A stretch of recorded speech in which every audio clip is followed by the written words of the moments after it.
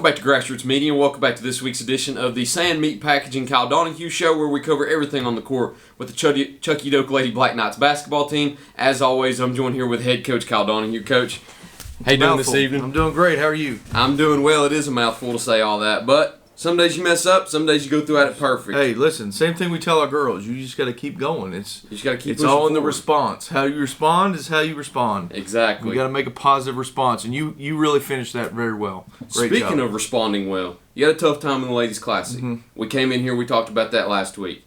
You turned it around to start 2024. We've got 2 wins to talk about this week. Yeah.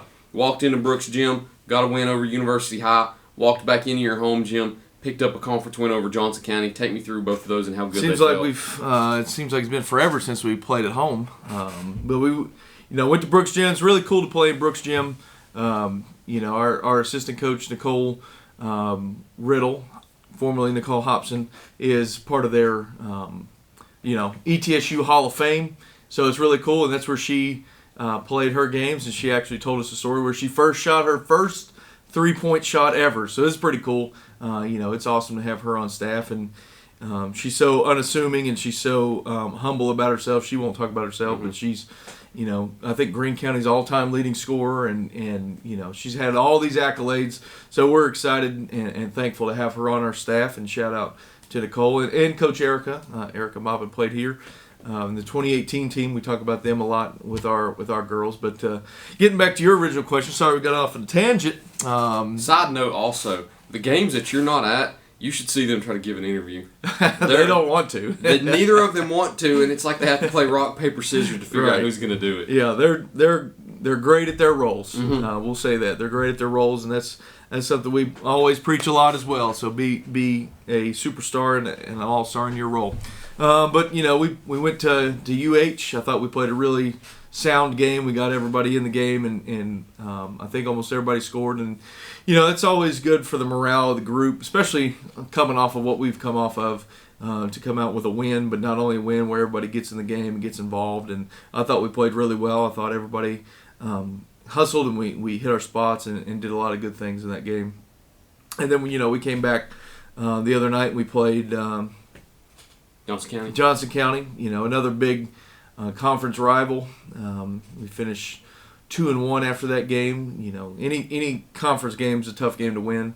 I thought we got a little lax, like I told you the other night. I thought we got a little lax in the third quarter, fourth quarter, but it's good for us to go through a little bit of adversity. Went through a lot that game. There was a lot of ups and downs. Yeah. From getting behind 11-3 to having an 18-8 run in the second quarter, getting up by as much as 12, and then them having a shot to tie it at the very end of the game. It was a very up and down game for you guys. It was a weird game. It felt weird just being in it, being out of school. Anytime you're out of school, those games are always funky, and you don't know what to expect. We didn't come out the best. I didn't think we came out with the passion and desire needed to win, but we quickly corrected that, and we, as you were talking about, we pushed out the lead, and then some poor defense. We kind of got a little lazy on defense. Kind of took some bad shots, and they caused a couple turnovers. But we responded really well and came away with the win. And it's always good to get a conference win. It most definitely is great to get a conference win, especially at home. We speak about that a lot too. You're 2-1 now with the wins over Happy Valley and Johnson County. You get that one at home over Johnson County. It's always important to defend your home court, especially after dropping one earlier this year to Hampton too. How key was that to be able to get a home win back within the conference? It's vital, like we've talked about. We're chasing the 8 ball with our one in the loss column. Was South Greene the one that they're the number one? They beat Hampton 3-0 right now. Okay, so we're chasing them, and like we talked about last week, we've got to take it one game at a time. Over the grand scheme of things, you're chasing people and you're watching what they're doing, but in reality, it doesn't matter. You've got to play your game, and you got to play one game at a time. But it's good to get that win and keep us close to the top of the race. I think at this moment of recording, Thursday, January 11th, you're tied for second with Hampton. Cool. I believe they're 2-1. They've beaten Happy Valley and Chucky Doke, and they've lost to South Greene. South Greene's holding it at 3-0 right now. And I believe West Greene, Johnson County, and Happy Valley are chasing you guys tied for second. That could change Still the day early. that this releases. Really early. This comes out tomorrow. Oh, okay. You've got a district game tomorrow. Today, correct. You've got West Green tonight. Yeah. We'll preview that in just a minute. We've got to get a break in there first, so we'll be right back to discuss that here on Grassroots Media. At Corner Pawn, the friendly and knowledgeable staff has the experience necessary to help you out regardless the need. Have an item of value you'd like to pawn or sell? Corner Pawn can help. They pawn numerous items of value, including firearms, tools, ammunition, silver, coins, and much more. When you walk through their doors, you'll find well-stocked shelves full of electronics, gaming systems, fishing and hunting equipment, car audio and accessories. And don't forget about the room full of guitars and basses and amplifiers, or their outside lawn and garden equipment. Corner Pawn is a case knife dealer and carries numerous used knives as well. Stop by and let the friendly staff at Corner Pawn help you today at 432 East Bernard Avenue, Greenville, Tennessee. Sand Meat Market, your ultimate meat destination. Step into Sand Meat Market for a curated selection of steaks, lamb, goat, and other quality foods. Each cut is meticulously crafted to exceed your expectations, promising a dining experience like no other. Elevate your dining experience and visit Sand Meat Market today. Indulge in the exceptional quality and taste that only Sand Meat Market can provide. Join us on this culinary journey and savor the difference. Welcome back to Grassroots Media. Welcome back to this week's edition of the Sand Meat Packing Kyle Donahue Show, where we cover everything on the court with the Chucky Dope Lady Black Knights basketball team. As always, I'm joined here with head coach Kyle Donahue. Perfect intro that time. Hey, that was good. Friday night. You got a big night ahead of you. Yes. Not only do you have a district matchup with West Green, but it seems like you've got a big day overall here at Chucky Dope. Talk to me about that. Yeah, so this is an odd type of year. You know, off camera we were talking about West Green, and you know, last year the girls had played them 3 times already by this point, so we'd already seen them. But this will be our first matchup with them. That's kind of how the conference schedule shook out. But we got a lot going on. We got our CDHS Globetrotters going at 2:30. Our CDC class is playing theirs at 2:30, so if you can get on out and come check that out early. And then we've got JV girls, JV boys, varsity girls, varsity boys during that time. We're going to have our Special Olympics athletes out for a meet and greet, have them at some tables, maybe sign some autographs. If you've got some paper you want to come sign, they work really hard, and we're proud of them. We've also got a softball barbecue dinner. That's correct. Going on during from about 5 to 8 in the cafeteria. You'll just follow the smell that night. It'll be delicious. Give them a good donation. We've got Beads of Courage. My daughter Tegan Donahue is she's taking part in what's called Beads of Courage for all those that were have long-term health issues. They give beads for different events in their life, an IV stick or a hospital stay. Anytime they have to have an MRI, there's different types of beads. And if you go check out the ladies basketball Facebook page, you can see some of those beads that she has. But we're going to have a little presentation about that. And our girls will be wearing, for our warm-ups, our girls will be wearing a bead. So we're going to actually share a bead with somebody. And we've written them notes. Somebody somewhere that's in the hospital, kid or kiddo that's in the hospital. So we're excited about that. And that'll be halftime of the girls game, and then we're going to honor an all-state honoree during halftime of the boys game. So we've got a lot going on, but there's nothing. I keep saying it. There's nothing better than Friday night in LA, and what better time to showcase all of our different diversities within our school and within our athletic community, and we're excited to host everybody. It's a jam-packed night. It seems jam-packed. Talk about what you expect out of West Green, also, because you talked about how you'd played them 3 times up to this point last season. The year before that, whenever you weren't head coach, I feel like they played 4 or 5 times that year too. But you hadn't seen them this year. Right. And it's a brand new team going in here. They've only got 2 returning players from last year's squad total. They're very young going into this year's game. What do you expect out of them? Yeah, I think Brown's playing really well right now. I read a lot on Grassroots.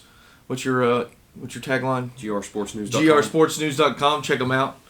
Pay the subscription. But read about them, watched them a little bit here and there when we can, and when we're matched up around them, like the Ladies Classic. Brown's playing really well. Shipley, big girl in the middle. They've got some younger pieces around, so kind of rebuilding.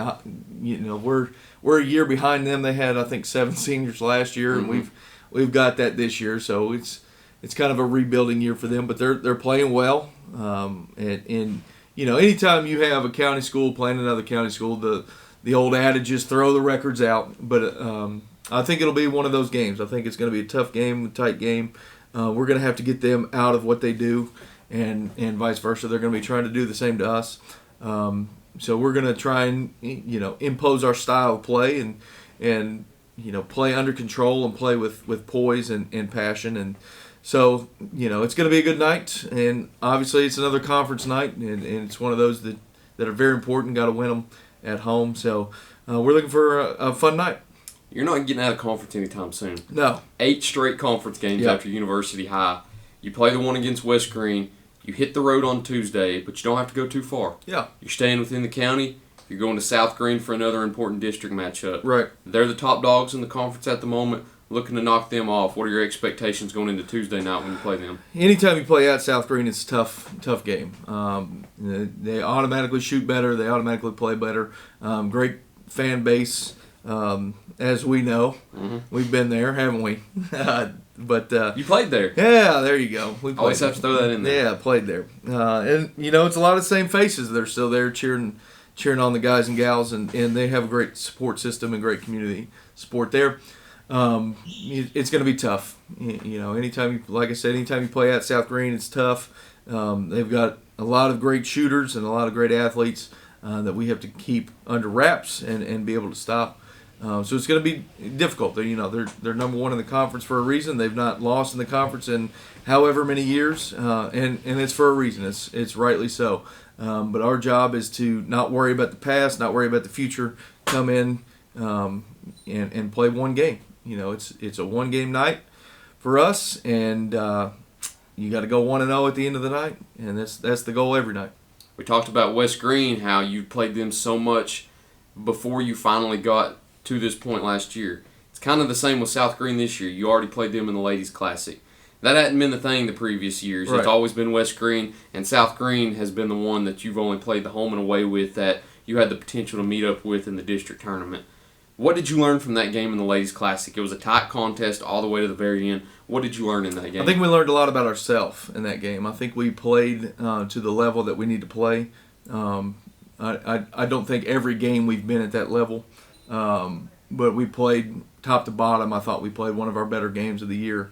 And we learned that that's what it's going to take to knock off the 1 seed or the 2 seed, or that's what it's going to take for us to be one of the top dogs in the conference fighting for that championship. They're a really good team. It's always better to see somebody in person than see them on film, and it's always better to kind of get a grasp on that and see tendencies and different things. So that's invaluable. It's tough to play a team in a neutral court because nobody shoots well at a neutral floor. So it's one of those things that is in the back of your mind that they're going to shoot better here, or hopefully we shoot better there at home. But it's good to see them. But that's one game, and they're kids. Yeah. It's at the end of the day. At the end of the day, they're kids, and maybe they had a bad day, maybe we had a great day, maybe whoever plays well or whatever. But we've got to be sure to bring the effort and the enthusiasm and the passion that we brought that game to the next game. It's a tough schedule coming up. Like we said, you've got 8 straight conference games. Yeah. You already hit 1 with Johnson County. You've got 7 more to go now. By the time that you finish, I think you'll be wrapped up with all your conference games, and you'll have a few non-conference to end the season. But that's all we've got with basketball. Football. There's some big news. There's some big news. Hopefully by this time today, hopefully Mike Norvell is not the head coach of Alabama. A lot of coaching changes. Yeah. Alabama, Nick Saban retires. That's right. New England, Bill Belichick steps down. Seattle with Pete Carroll. He's stepping down and taking good things come in threes, apparently, they say. I know. I guess Greg Popovich is next because you got all these great coaches leaving. Yeah. But Alabama, I know you don't want Mike Norvell to go. Who would you predict is their next head coach? Man, I couldn't tell you. So we're in the thick of it. I don't know either. Recording on Thursday, Lanning just resigned, or just said he's staying. I thought for sure he would go. I thought that'd be the guy. Listen to a couple podcasts that I listen to. It's almost a young man's game. Yeah. Young coach's game, and you have to have young head coaches. I can't say for sure, but I think Nick Saban got tired of the NIL stuff and having, the tough thing about today's world in college athletics is you got to re-recruit your team every year, and you can't hoard talent.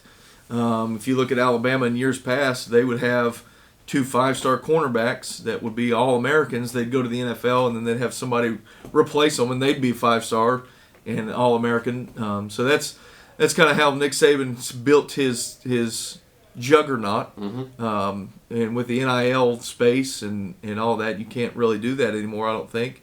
I think Kirby's doing it a little bit with Georgia, but I don't know what to expect. I can't really put a finger on who it's going to be or when it's going to be, or if we'd have walked. Let's just know we're all the coaches that are involved are about to get paid. Yeah.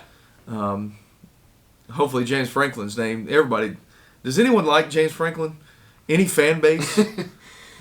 Tennessee doesn't. Does anybody like Florida Penn State doesn't? Not really. Yeah, I think that's where it comes from. If he stuck at Vandy, nobody would have cared. Right. But I think it's because he's at Penn State. Speaking of Vandy, did you see that stray shot that Harbaugh threw? Yes. Good old Vandy. They're just kind folks out there.